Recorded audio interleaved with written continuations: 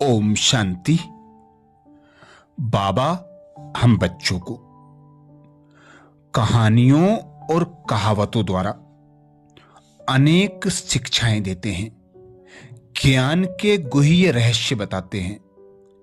ऐसे ही बाबा आज मुरली में मोहजीत राजा की कथा का उदाहरण देते। एक बार एक राजकुमार अपने कई सैनिकों के साथ शिकार पर गया। वह बहुत अच्छा शिकारी था। शिकार के पीछे वह इतना दूर निकल गया कि सारे सिपाही पीछे छूट गए। अकेले पड़ने का एहसास होते ही वह रुक गया। उसे प्यास भी लग रही थी। उसे पास में ही एक कुटिया दिखाई दी।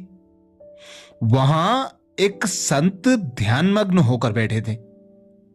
राजकुमार ने संत के पास जाकर पानी मांगा। संत ने राजकुमार का परिचय पूछा। राजकुमार ने संत से कहा कि वह एक राजा का लड़का है जिसने मोह को जीत लिया है। संत बोला, असंभव, एक राजा और मोह पर विजय? यहां मैं एक सन्यासी हूं, तब भी मोह को जीत नहीं पा रहा हूं, और तुम कहते हो कि तुम्हारे पिताजी एक राजा हैं और साथ में मोह को जीत चुके हैं। राजकुमार ने कहा, न केवल मेरे पिताजी बल्कि सारी प्रजा ने भी मोह को जीत रखा है। संत को इसका विश्वास नहीं हुआ तो राजकुमार ने कहा कि आप चाहें तो इस बात की परीक्षा ले लें। संत ने राजकुमार की कमीज मांगी और उसे कुछ और पहनने को दे दिया।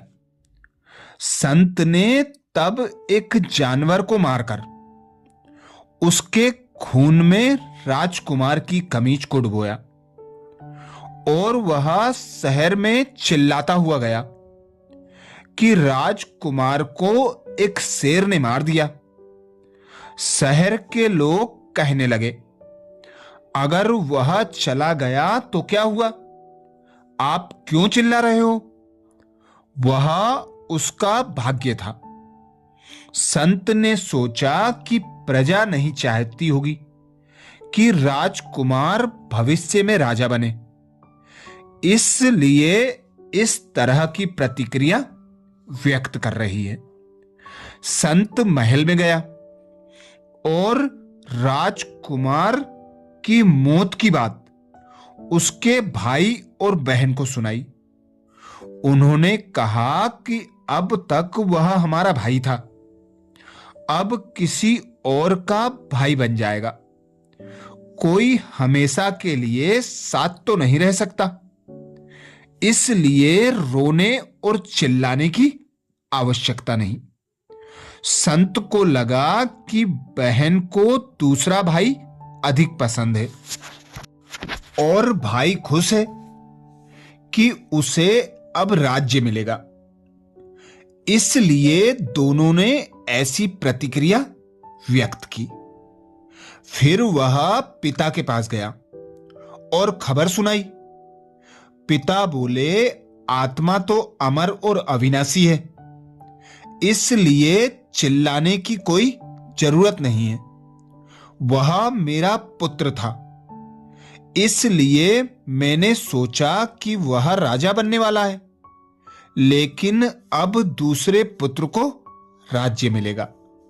मैं उसे वापस ला नहीं सकता, इसलिए दुख क्यों करूं? संत सोच में पड़ गया, लेकिन अभी और भी दो लोग बाकी थे, राजकुमार की माता और पत्नी। संत ने सोचा कि ये दो व्यक्ति तो जरूर व्याकुल होंगे, लेकिन वहां से भी वैसा ही उत्तर पाकर संत आश्चर्य में पड़ गया। उसे अपने आप पर ही विश्वास नहीं हो रहा था कि वह सच देख रहा है। आखिर हार कर उसने अपने आने का उद्देश्य और राजकुमार के जिंदा होने की बात सबको सुना दी। राजकुमार ने वापस आकर अपना राज्य भाग्य संभाला और हर चीज पहले की तरह चलती रही।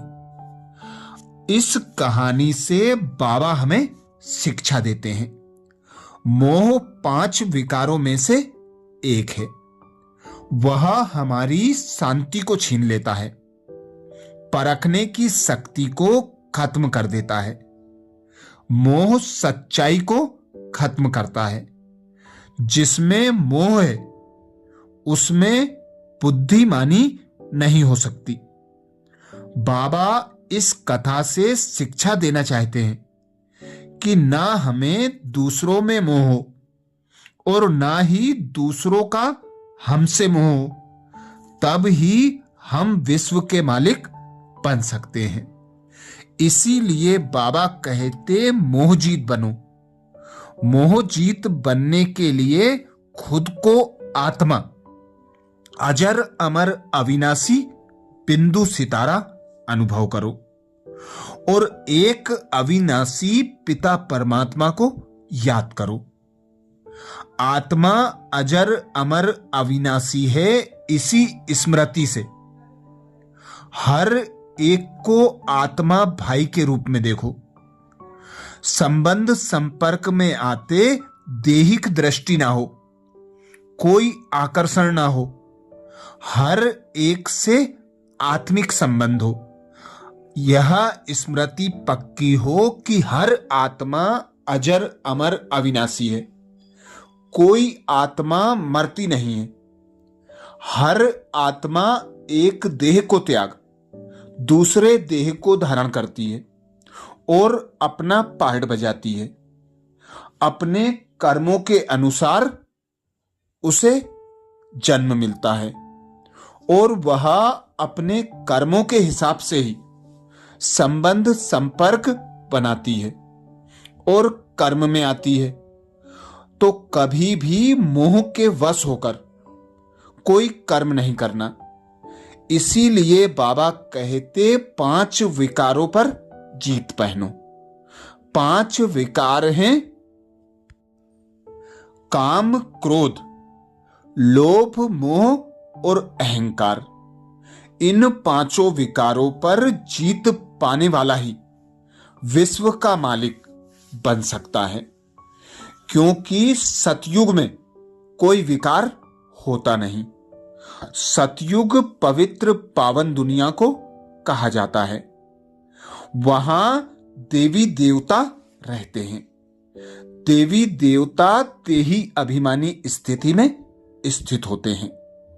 वे सब 16 कला संपूर्ण, सर्वगुण संपन्न, संपूर्ण निर्विकारी, मर्यादा पुरुषोत्तम, संपूर्ण अहिंसक होते हैं। इसीलिए बाबा हमें मुरलियों में अनेक कहानियों और कहावतों द्वारा ज्ञान के गुह्य रहस्य समझाते हैं। अच्छा, ऐसी ही और शिक्षाप्रद कहानियों के लिए बाबा के चैनल को सब्सक्राइब करें। ओम शांति।